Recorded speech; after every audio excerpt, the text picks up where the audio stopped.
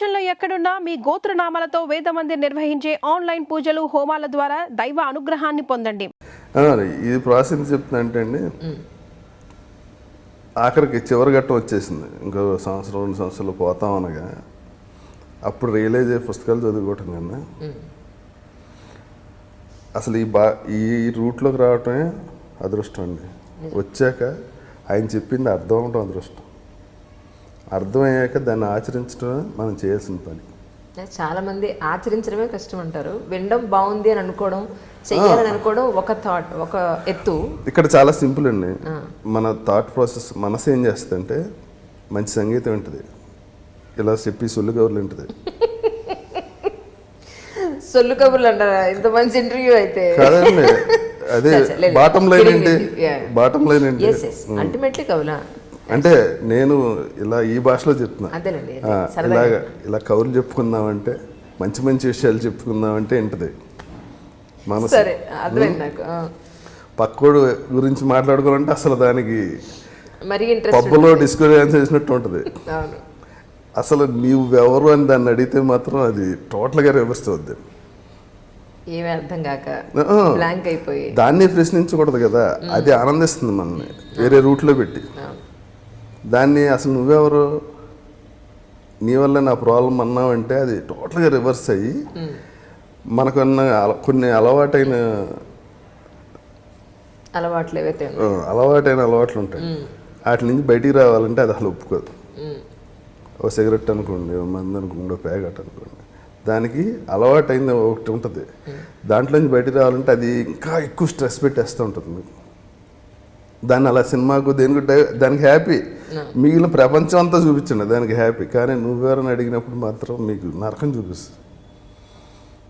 అలా వెంకటేష్ బాబుకి gold spoon అయిన రామనాయుడు గారు అబ్బాయి. మిగిలిన అసలు మీకు ఆయన హౌస్ కానీ ఆయన స్టూడియో కానీ అసలు చాలా బాగుంటాయి, కొండ మీద ఉంటాయి ఆయనకి హైట్స్ నుంచి. అటువంటి వాళ్ళు ప్రపంచాన్ని వదిలేసి ఇది కాదు లోపల అని చెప్పి చాలా ఎంగేజ్ నుంచే స్టార్ట్ చేయటం వల్ల ఆయన చూస్తే నాకు అంత ఆనందం వస్తుంది. నేను అక్కడ స్టార్ట్ చేసాను, మధ్యలో అటు ఇటు తిరిగి. అది మనం ఈ పనులన్నీ అయిపోవాలి, బాధ్యతలన్నీ అయిపోవాలంటే అయ్యే పని కదండి. ఏ లారీ గుర్తే వెళ్ళిపోతాం, మనకు గ్యారంటీ లేదు కదా రేపు పొద్దున్న కళ్ళు తెరుస్తాం. సో మనకు నిజంగా అనిపించినప్పుడు చేయటం బెటరు. నాకు ఇంకా విపరీతమైన ఆనందం గరికపాటి గారు మొన్న స్పీచ్లో, ఇక్కడి నుంచి నేను ఆపేస్తున్నా, రమణ మహర్షి గారు లోపలికి వెళ్ళి లోపల చూసుకో అంటున్నారు. నేను ఆయన గురించి చెప్తున్నాను కానీ నేను ఆ పని చేయడానికి టైం ఉంటున్నా. నాకు ఇక్కడి నుంచి ప్రవచనాలు ఆపేసి మౌనంలోకి వెళ్ళి రమణ బాటలో వెళ్తాను అన్నారు. ఎలా అంటే అండి, నేను చెప్పడానికి ఆయన చెప్పడం తేడా ఉంటుంది. ఆయన భాషా కోవిదుడు, ఎంతో విద్వత్తున్నాయన. విద్వత్ అంటే రమణ మహర్షి గారు ఒకటి చెప్పారండి, అన్నీ చదవరు అన్నీ నేర్చుకో, అందులో ఏమీ లేదని తెలిసిదాకా. ఇప్పుడు మీరు ఇందాక స్టార్టింగ్లో ఒకటి అన్నారు చూసారా, ఇంత సంపాదించాం ఏంటి అసలు అంటే అంత జీరోనే, శూన్యంలాగా కనబడుతుంది. అంతే కదా, పక్కల కోసం తప్ప మనం ఎంజాయ్ చేయడం కాదు కదా. 70 ఏళ్ళలో కూడా కష్టపడుతూ ఉంటారు వాళ్ళ లైఫ్, ఇంకా పిల్లల కోసం. అలాగే ఆయన ఒక్క మాట చెప్పారు, కొన్ని వేల మంది లక్షల మంది ఇన్స్పైర్ అయ్యి ఆ బాటలోకి వెళ్ళే అవకాశం ఉంటుంది. ఆ ఒక్క మనిషి చాలు. నేను ఆయన్ని కలిసి పర్సనల్గా ఏం కోరుకున్నాను అనుకున్నా అంటే, మీరు ఇవన్నీ మానొద్దంటే మీరు ప్రజల కోసం ఆయన చేసి వాళ్ళు ఫాలో అవుతున్నారు లేదని బాధపడటం కదా. ఆయన ముందు ఆయన ఇదైతే ఆటోమేటిక్ మిగిలిన వాళ్ళందరూ ఇదైపోతారు కదా. ఆయన రమణ గురించి చెప్పటం వల్ల కొన్ని వందల మంది లక్షల మంది ఉన్నా అందులో 2-3 మారినా అది హ్యాపీ. ఆ మెసేంజర్ అది ఆ రమణ మహర్షి చూసుకుంటారని చెప్పి ఆయన మారారని తెలిసి నాకు అసలు ఆ మాట అనగానే నాకు విపరీతమైన ఆనందం వేసి ఫోన్ చేసి ఆయనకి వేరే దగ్గర నెంబర్ తీసుకున్నాను. సార్ నా చెప్పండి. నేను అంత సిస్టమేటిక్ అండి. ఆయన 4 to 5 ఏ ఫోన్ వచ్చినా మాట్లాడతారు. మీరు తప్పనిసరి మా ఇంటికి భోజనం రావాలి, మిమ్మల్ని చూడాలంటే, బాబు నాకు ఇలా ఉన్న పరిస్థితి అసలు ఖాళీ లేదు, నేను ఫిబ్రవరితో ఆపేస్తున్నాను, ఆ తర్వాత మనం ఎలా కలుస్తాం సార్, ఆశ్రమంలో కలుస్తాం. చాలా చక్కగా మాట్లాడారు. ఫస్ట్ టైం అసలు నేను ఎవరో కూడా తెలియకుండా అలాగా మనకు తెలుసున్న విషయం ఒక్కళ్ళ మారిన ఆనందంగా ఉంటుందండి. ఎందుకంటే వీటిలో ఏం లేదన్నది ఇప్పుడు యంగేజ్లో చెప్తే ఎవరికి అర్థం కాదు. నీకేంట్రా నువ్వు అన్ని పనులు తీరేసి నెక్స్ట్ వచ్చినట్టు మాట్లాడదు, అలాగే ఏమి ఉండదు. ప్రతి పనులు తీరటం అంటూ ఉండదు పుట్టాక. ఇన్నాళ్ళలో ఈ అలవాటు ఖచ్చితంగా మానేయాలి అని అనుకుంటూనే మానకుండా ఉన్న అలవాటు ఏమన్నా ఉందా మీకు? ఉందండి, నోటు దోల. అది మానేసారు అనుకుంటున్నాను సార్. ఇప్పుడే మళ్ళీ కాదండి, ఇది ఎలా ఉంటుందంటే ఇప్పుడు నేను ఏదన్నా అన్నా అనుకోండి, నన్ను అలా అంటారు. అదే బాగా ఇమేజ్ ఉన్న వాళ్ళు ఉన్నారు, ఇదే జోకాళ్ళు వేస్తే అబ్బాయి ఏం స్పాంటేనిటీరా అంటారు. రెండేళ్ళ పెద్ద తేడా లేదండి, మన ఇమేజే తేడా ఉంటుంది. Correct correct definite. అదే నేను పెద్ద హీరో అనుకోండి, ఇలా మాట్లాడితే ఏం స్పాంటేనిటీరా బాబా అసలు ఆడుతూ మాట్లాడినాను కాదు కాబట్టి నోరుదలు అంటారు. చిన్న లైన్ ఉంటుంది అంతే. Correct correct. ఒకే విషయానికి రెండు ఉంటాయి. నిజం నిజం నిజం. ఒక మామూలు మిడిల్ క్లాస్ లేడీ ఒక మామూలు కాటన్ సారీ కట్టింది అనుకోండి, ఏమీ లేదనుకుంటారు. అదే కనుక ఒక బాగా ఉన్నవాళ్ళు కరెక్ట్ కార్లో వచ్చి cotton sorry same cotton sorry కట్టుకుంటే చూడండి ఎంత సింప్లిసిటీ అంటారు. అలాగా మొన్న రోజున గరికపాటి గారు మీరు గారు చెప్పారు ఏంటంటే, రాజుకు గనక అన్ని అవలక్షణాలని రోడ్డు మీద తాగేసి పడిపోతే రాజు ఆయన ఏమంటారు సకల కళా వల్లభుడు అని అంటారు, రసికుడు అని అంటారు. అదే మామూలు మనిషి అయితే చూడమ్మా వాడు తాగుబోతుగా తాగేసి ఎలా పడుకున్నాడు, అంత తేడా ఉంటుందని చెప్పారు ఆయన. మన ఇద్దరికి ఆయన ఇన్స్పిరేషన్ అనుకుంటా. ఈ ఇంటర్వ్యూని ఆయన ఉపన్యాసాలు నా నెక్స్ట్ ఇంటర్వ్యూ అయింది టు బి ఫ్రాంక్. సూపర్. నన్ను పిల్లవాడిని వస్తాను. అయ్యో తప్పకుండా తప్పకుండా మాట్లాడాను. మనం రేపు మాట్లాడదాం, మన ఇవాళ చేయాలి నేను ఫోన్. అందుకే టైం ఇందాక ఆయన ఓన్లీ రౌండ్ మనిషి నుంచి మాట్లాడమండి, అద్భుతంగా మాట్లాడతారు.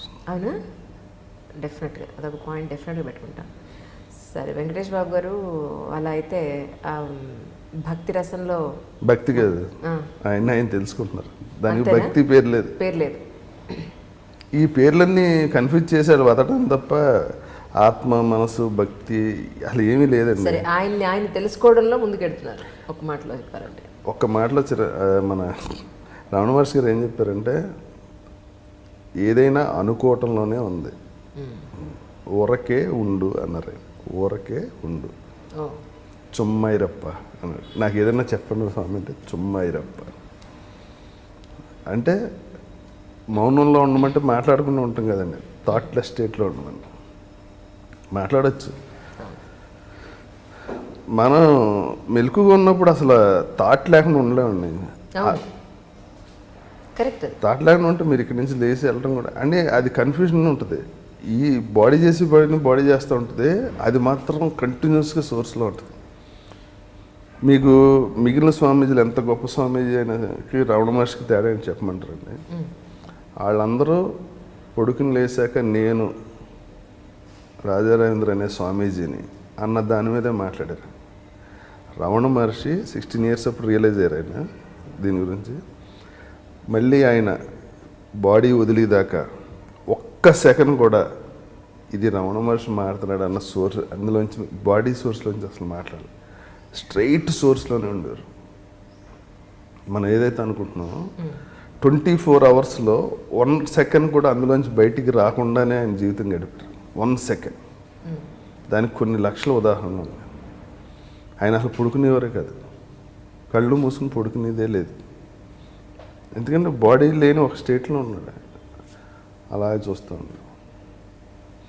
ఆయనకంటే ఇక్కడ క్యాన్సర్ వచ్చింది. ఇది నేను ఒక వీడియోలో విన్నానండి. ఆపరేషన్ చేస్తానంటే దీనికి ఏదో వచ్చింది చూడండి అన్నారంట. నాకు ఒక శరీరం ఉందని దానికి క్యాన్సర్ వచ్చిందని నువ్వు చెప్తే తెలిసింది, ఏం చేయాలి ఇప్పుడు చేసుకోండి అని. ఆయన ఇలా కూర్చుంటే మొత్తం అప్పట్లో ఎనస్థీషియా ఇవ్వకుండా గడ్డ కోసారు, ఆఫ్ వేసుకోవట్లేదు. అది రమణ మహర్షి అంటే చెప్పటం చాలా ఈజీ. ఇప్పుడు మీరు ఏదైనా కూర్చుంటే అబ్బా అంటాను ఇమీడియట్గా.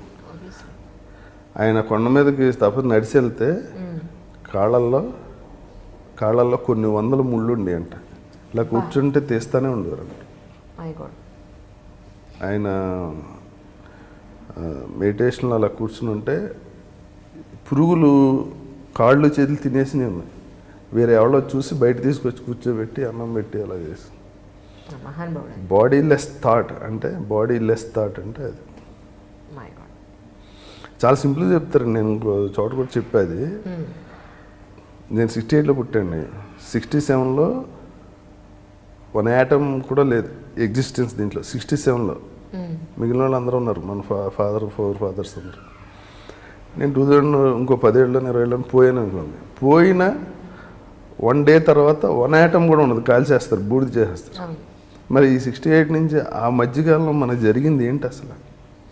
మళ్ళీ ఇందులో ఇన్ని జాతి, మతం, కులం, జిల్లాలు, పక్కింటోడు, పక్కూరోడు, ఎదురురోడు, ఈ స్టేటోడు, ఆ స్టేటోడు, హిందీవాడు, తెలుగుడు, తమిళోడు, మలయాళపోడు, అవన్నీ అండి. ఎంత అంటే ర్యాకెట్లోకి వెళ్ళి మనిషి ర్యాకెట్లో చంద్రమండలంలో దిగి ఇంత సైన్స్ పెరిగినా ఈ మనిషి రోజు రోజుకి ఎందుకు ఇలా అయిపోతుంది నాకు ఇప్పటికీ ఆశ్చర్యంగా ఉంటుంది. ఇప్పుడు ఐటీలో పనిచేస్తుంటారండి, వాళ్ళు బైక్ మీద వెళ్తుంటే భయం వేస్తుంది. ఈవినింగ్ కార్లో ఇలా అడ్డంగా వచ్చేస్తాడు, హెల్మెట్ ఉండదు. ఆడ ఇంతకు చదువుకున్నాడు, మినిమం ట్రాఫిక్ రూల్స్ పాటిస్తే అసలు అంత ట్రాఫిక్ ఆడ వెళ్ళిపోవాలి అంతే. ఫస్ట్ సిగ్నల్ ఉన్నా లేకపోయినా వెళ్ళిపోవాలి. అయినా చూస్తే ఆశ్చర్యం వస్తుంటుంది. ఆడు చేసి ఉద్యోగం అంటే ఆడికి 2-3 లక్షలు వస్తూ ఉంటుంది నెలకి, ఎంతో చదువుకుని ఉంటాడు. ఇప్పుడు వాళ్ళనే కదండి, మామూలు కామన్ సెన్స్. ఇప్పుడు చిన్నోడి నుంచి అసలు చదువుకున్నాడు, చదువుకోలేనోడు, బయటోడు, అది ఏం లేదండి. ఎందుకంటే అండి ఇది నాకు అనిపిస్తుంది ఏంటంటే ఫాస్ట్గా ఎదిగిపోవాలని ఒక ఆరాటం వచ్చేసిందండి అందరికి. దాంతో ఏమవుతుందంటే అండి ఈ ట్రాఫిక్లోనే అలాగే ఉంది. ఇంట్లో ఫుడ్ అంటే ఫాస్ట్ ఫుడ్, స్విగ్గీ నుంచి ఆర్డర్ ఇవ్వడం తప్ప వండుకునే పరిస్థితి లేదు. ఇప్పుడు మనకి జీప్ అని కారు ఉందనుకోండి, ఆడాడు రోల్స్ రాయిస్లో వెళ్తున్నాడని ఈ కార్లో వెళ్తే ఆడవటం. అసలు ఈ కారు ఎందుకు వచ్చిందన్నది ఆలోచించడం మానేసి నడిచి వెళ్ళేవాడిని, సైకిల్ మీద వెళ్ళేవాడిని చూసి అబ్బాయి ఇంత పెద్ద కారులో ఉన్న ఆనందం లేదు. మనకన్నా పెద్ద కారులో ఎవడో తిరుగుతున్నాడని అంతా అనుకోవటమే.